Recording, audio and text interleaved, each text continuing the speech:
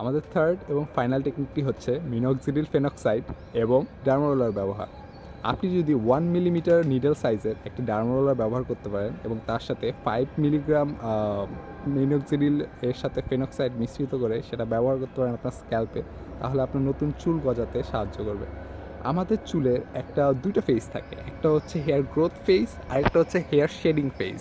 আমাদের hair shading ফেজটা যদি আমাদের হেয়ার গ্রোথ ফেজের থেকে বেশি লম্বা সময় ধরে হয়, তাহলে আমাদের হেয়ার ফল বা আমাদের বল্ডিং যেই সমস্যাটা রয়েছে সেটা প্রকট হতে থাকে। এবং এটা আপনার ইনার জিনের কারণে হতে পারে অথবা আপনার লাইফস্টাইলের কারণে হতে পারে। 90% or 80% time it's for your gene and 20% time it's your lifestyle. So যেই কারণেই হোক, আপনার যদি এই ইমব্যালেন্সটা থাকে গ্রোথ ফেজ এবং শেডিং ফেজের মধ্যে, তখন আপনার এই মিনক্সিডিল অথবা এবং ডার্মোরোলার আপনাদের অনেক বেশি সহায়তা করবে।